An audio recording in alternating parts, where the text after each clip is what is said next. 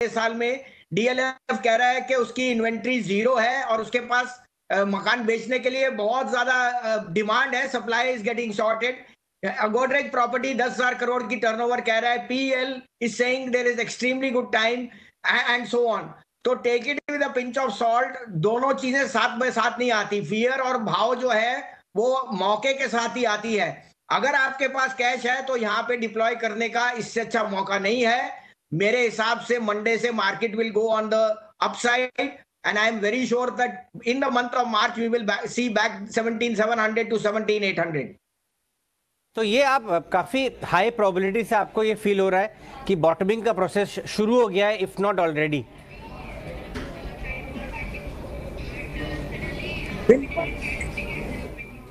आपको कहा ये सिक्स सिग्मा इवेंट है, इसके लिए कोई रोज होने का and the fear was created for whatever, but I but be bullish in the sense that we are secluded from lot of the problems. 2 lakh crore की बिकवाली कर चुके हैं एफआईज, उतनी ही कल आप देखिए बाइंग वो ज्यादा थी, लेकिन फियर फैक्टर इतना एग्रेसिव था कि यू फेल 800 पॉइंट्स। तो मैं ये नहीं कह रहा कि you know there is any golden mantra which I have.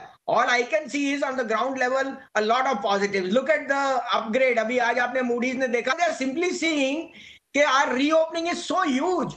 एक आप आज ओमिक्रॉन की तो बात ही नहीं कर रहे, आप सब एक बस पुतिन का आपने पुतला बना रखा है, और Putin is calling everything from covid to war to everything. And fortunately unfortunately जो आदमी मंदी बनाते हैं बीमारी या वॉर के लिए, वो लास्ट होता है। So I think this was the final nail in the coffin.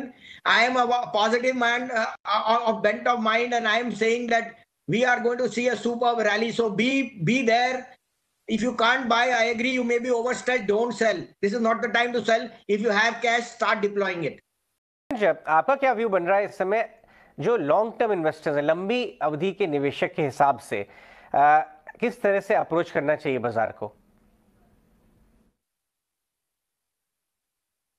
अच्छा देखिए, इन्वेस्टर्स को हमेशा पीक ऑफ पेसिमिज्म में लेना चाहिए, और शायद उसी समय हम जो कहते हैं कि investing is about buying gold at the price of silver. तो अगर हम मार्केट में हम देखें तो मार्केट के अंदर जो एक्सेस बिल्टअप हो गया था वैल्यूएशंस को लेकर के, एक्सेस बिल्टअप हो रखा था ऑप्टिमिज्म को लेकर के, एक्सेस बिल्टअप जो हो रखा था फ्लोस को लेकर के और एचएनआई एक्टिविटी को लेकर के, वहाँ से तो मार्केट में काफ़ी गिरावट आई है। मगर इस समय आपको किन क्षेत्रों पे नज़र रखनी चाहिए वह ज़्यादा ज़रूरी है। Don't have a market view, have a stock specific view. तो चुनिंदा स्टॉक्स में नज़र रखनी चाहिए। अजय, समय मैं कुछ थीम्स बताता हूँ।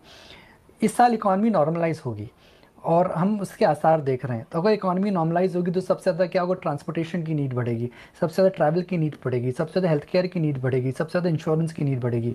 तो इन क्षेत्रों में अगर आप देखेंगे जहाँ पे नॉर्मलाइजेशन हो रहा है, भले ही आपके हमारे बच्चे अब स्कूल जाना चालू कर रहे हैं, अगर आपके और हमारे परिवार, हमारे आसपास जितने लोग हैं वह कॉलेजेस और दफ्तर आना चालू कर रहे हैं, तो ट्रांसपोर्ट को लेकर के मुझे लगता है नीड बढ़ेगी, सेमीकंडक्टर की प्रॉब्लम सॉल्व हो जाएगी।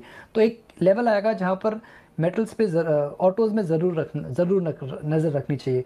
मेरा ये भी मानना है कि रूरल इकोनॉमी के अंदर inflation once it settles down, वहाँ पे भी थोड़ी बहुत रिकवरी आएगी, बिकॉज जो इमिग्रेंट लेबर है वापस बड़े शहरों में आएगी, तो रूरल इकोनॉमी में भी कुछ चुनिंदा शहरों पे नज़र रखनी चाहिए। मेरा ये भी मानना है कि यह साल हॉस्पिटल के लिए काफ़ी अच्छा रहेगा, बिकॉज जो मेडिकल टूरिज्म 2-2.5 साल से ठप था वह चालू हो जाएगा। कुछ बड़ी कंपनीज के लिए तो मेडिकल टूरिज्म 20% से भी ज़्यादा टॉप लाइन को ऐड करता है। उन कंपनियों में नज़र रखिए। आपको आईटी पे ज़रूर नज़र रखनी चाहिए, बिकॉज मुझे लगता है कि इस सेक्टर के अंदर ग्रोथ अभी ख़त्म नहीं हुई है। मगर जिस भी कंपनी के अंदर हाई रॉ मटेरियल कॉस्ट है उस पर नज़र, उससे थोड़ा दूर रहना चाहिए। बिकॉज प्रॉब्लम अजय ये है कि रॉ मटेरियल कॉस्ट काफ़ी वॉलेटाइल है, कभी तेज़ी कभी मंदी। अभी हो सकता है क्रूड ऊपर हो, मगर किस कंपनी में कितनी इन्वेंट्री है, कहाँ असर पड़ेगा, फ्यूचर में कितना प्राइसिंग पावर वो पास ऑन कर पाएंगे, यह शायद हमें आने वाले इस तिमाही में नहीं अगले तिमाही में नज़र पता लगेगा। तो आई थिंक मार्केट को वो एडजस्टमेंट करने दीजिए अजय। मुझे लगता है वो एडजस्टमेंट अभी नहीं हुआ है।